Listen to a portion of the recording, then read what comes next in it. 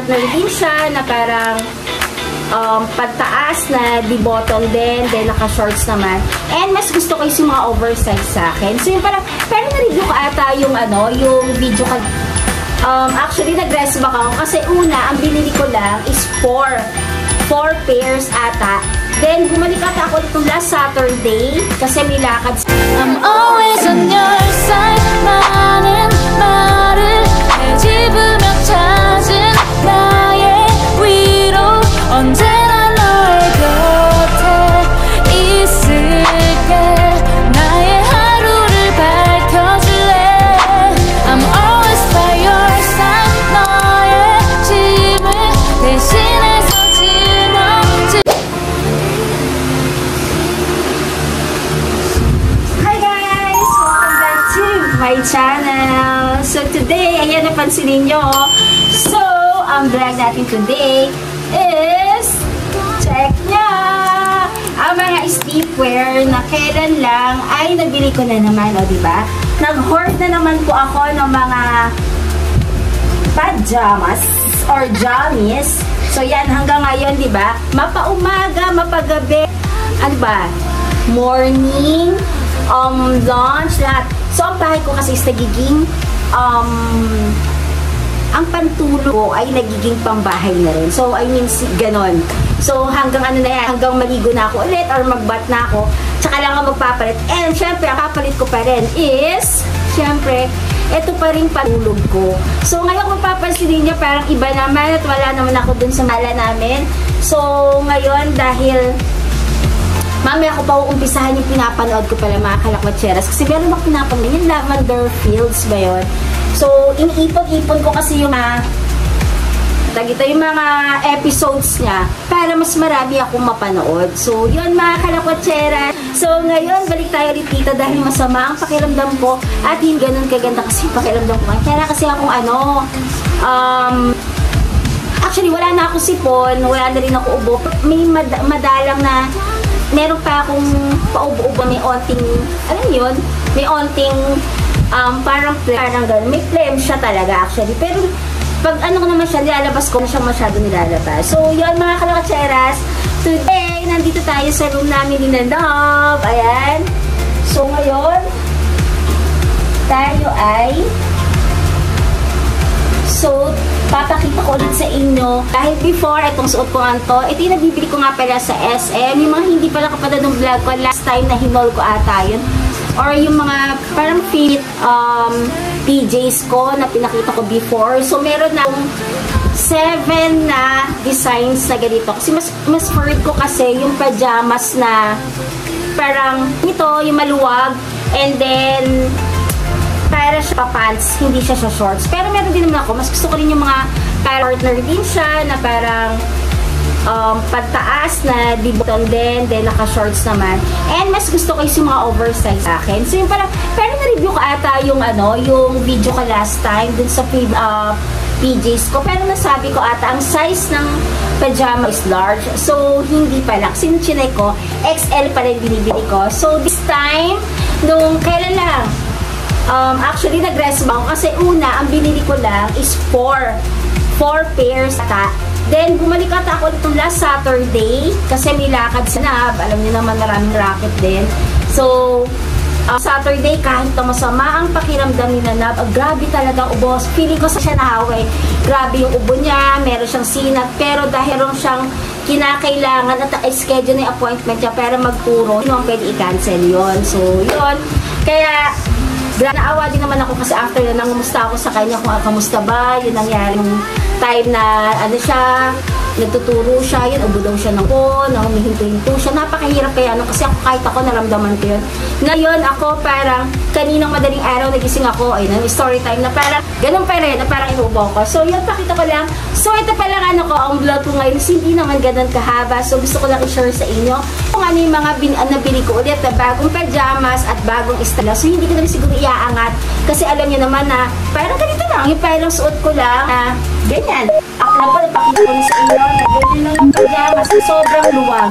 Kasi mas comfy sa akin kasi yung ganitong ano, nakapadya ka na buong araw, di ba? Simula pagising mo, maglalos ka, magmimerienda ka, then magdi-dinner ka, pero nakapadya ka lang, di ba? So yun, then nasa bahay ka lang, kaya kung ako nga, mag-work from home ako, kaya siguro magpapalit nga lang ako ng pang-top ko, and then baba ako, syempre naka-jammies pa rin ako. So yun, nakabili nga pala ako ulit. So sabi ko nga kanina, first na nabili ko ay 4. So yung brand pala neto, Baleno. So yung nakakaalam sa SM to, sa department store, kasi maganda talaga yung pinaka, ano niya, tela niya. And kahit kami nagpapalaundry nilalap, ayan, hindi siya lumiliit or numinipes. So 4 yung una, then doon pa ng Saturday, kasi napamwala ko ulit nung Saturday, nadagdagan ulit ng 3. So islagin natin mga kalapatseras. Actually before, parang ayoko kasi bumili ng jammies na parang plain. Kasi di ba pera kasi nakikita natin na parang yung sa mga kasambahay, parang gano'n, wala namang tama, di ba? Kaya lang kasi di ba yung mga uniform ng iba gano'n, tapos nakikita mo sila sa mall. Pero ngayon, bumili ako ng mga plain. Kasi parang sabi ko, tsaka okay lang din naman yun. Parang, di ba okay lang din naman na gano'n yung suotin mo na wala namang magiging problema na plain siya. Para siguro nasasaktuhan lang din kasi mga nasusuot kasi nila or pinapasuot sa kanila ng mga amo nila or yung mga boss nila, isa ganun mga plain. So yung bumili ako ng, naalala niyo nakita ko dati na parang stripe siya na pag ganun sabi kong bananas in pajamas, color pink siya. Bumili ako ng color green. Ayan, bumili ako ng green na stripes. And also, bumili ako ng, hindi ko alam kung napapansin yung difference ng color, anong pinakaiba ng kulay. Ito, blue. Ayan. So, ayan. Green and blue. Bumili ako ulit. So, comfy. Wala lang natutuwa. Sabi nga nung grabe. Ang dami mong biniling pajamas. Sabi ko, minsan lang naman, hindi na nasundan. Pero ilang months na nakalipas before ako bumili. And ngayon kasi, parang, pag nagmamall ako, tinitignan ko naman maigi talaga kung ano yung mabili ko. Kaya nakabili ako ng green and blue. Ang cute lang kasi, di ba nakakatawa? Ayan. And then, hindi ko nga alam kung asawa ng brother ko is may ganito. Kaya sabi ko kay Nan, parang hindi ko alam. Sabi niya, okay lang naman daw yun, sabi nila, kasi hindi mo kayo magkasama sa bahay, sa layo naman siya, at hindi naman kami, di ba, yung magsasabay magsuot. Tsaka okay lang naman kasi magkaiba na kami ng unit, di ba, ng bahay. So, yan, bumili ako ng ganito. Hindi ko alam, may heart siya. Parang light, hindi ko alam kung anong kulay ng pagka-blue neto, na parang may pagka-violet. And parang may heart. And parang siyang nasa pinaka-sobre. Ayan, ang cute, di ba? So, size pa rin XL. Kasi nga, mas gusto ko nga yung maluluwa. And also, ayan na, bumili ako ng 4 na plain. So, yung binili ko na una is yung color blue. Ayan, ang cute ang pagka-blue niya, di ba? Then, meron lang siyang naka-lining dito na white. Ayan. So, sa pas din niya ata na may lining lang din sa baba. So, hindi ko na ipakita. So, extra lang size. So, Baleno, baka naman, di ba, no? So, dami ko na napundar sa inyo. So, plus pa to, ilan to? 2, 4, 6, 7. So, meron na akong pang 14 days na pajamas or jammies or PJs. Ayan! Super ako natutuwa talaga kapag nakakabili ako. Ayan, ayun na naman nagpapahappy sa akin ngayon, no? Di ba? Walang stress sa buhay, di ba? Ayan, mag-shopping. Di ba, sabi ko nga sa inyo, at kino-vlog ko ng Bangkok, katulad ng kinailang na, ginawa lang namin yung nanab is kumain and pasyal-pasyal, and then kung ano yung mabili mga kuning-kuning, parang mga gano'n na magpapasay-say ng mga cute na mga items. So, yan, blue. Gamit yun na makibento. And then, color yellow. Ayan ang yellow. Di ba? Kasi wala pa akong yellow na. Grabe, nagpapawisan ako. Pero naririnig yung electric na parang sobrang lakas. Kasi hindi na ako magbukas ng aircon kasi kanina nag-aircon na ako sa sala. So, hindi ko na binuksan dito. Pero bis ko talaga yung pagpawisan. Yung parang onting galaw mo ang pinagpapawisan ka na. So, ito yellow ulit. May lining na white ulit. Siya, yung pinakapang baba niya is ganun din. And then, syempre, my favorite color, pink. Ayan. Cute siya. Color pink. And nga pala, ayan pala, kung hindi nyo alam yung size niya at first time niyo bibili ng Baleno, kasi hindi ko alam kung pwede kasing i-fit to eh. Hindi ko alam kung pwede i-fit kasi mga ganito. So, yung lagay naman dyan na chest width, length, bottoms, waist, yung body movement mo na yan, hips and length, ayan nakalagay naman. Kasi sinanap, ang galing yan yung chest width niya. Ako kasi pag sinanap, ito pink. So, isang kwento lang muna ng medyo sigit lang. Sinanap kasi katulad nga, yung kapag bumibili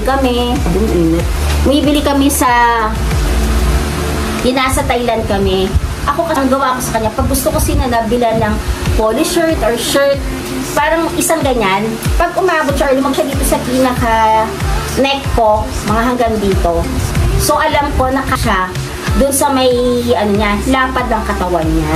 So yun, hindi ako nagkakamali doon. So yun, kasi syempre di ba nga sabi ko nga sinanap, hindi naman mahimili. So sino ba, ano bang ganap natin mga asawa, di ba? Siyempre, ang bilang ating husband na hindi mahilig po na met, na kapag lumalabas, ikaw formado ka, tapos sila parang naka-shorts, naka-t-shirt at naka-chinelas. Kaya gusto ko siyang, sabi ko siya, mag-tito shoes siya. Kasi parang yung mga gamo, ano tawag sa ganun? Hindi ko alam, topsider. Ayun! Topsider na shoes na gusto ko siyang bilhan. Kaya lang pag naman siya, ay wag na next time na. Pero sabi ko, gusto ko sa minsan kapag nakikita ko rin na maganda, bibilang ko talaga siya ng topsider. Yun, isa sa mga list ko kapag labas ko ulit ng mall. So yun. And then yung last na pajama is itong maganda na ito. Hindi ko favorite actually yung green, hindi ko masyadong type yung color na green. Pero pagdating sa color na parang mga avocado color, parang mga yellow green, na hindi ganun katingkada na niyan, ganitong pagka-green, nagagandahan ako, yung parang kulay avocado siya, nagagandahan ako sa kanya, kahit na, diba, pink ang favorite color ko, ayan. So, yan, itan ako sa color niya, kaya ito yung mga bagong mga babies ko, ngayon, hindi ko nga, sabi ko nga ipo-vlog ko na lang din, kasi yun, sabi ko, since na hindi naman pa kami lalabas ni Nanab, diba, so, diba, sure ko na yung mga mahilig na parang ako lang, laging nasa bahay, kapag may lakad, mga sinusunod na, sige, comment down below kapag nasa bahay kayo, di ba?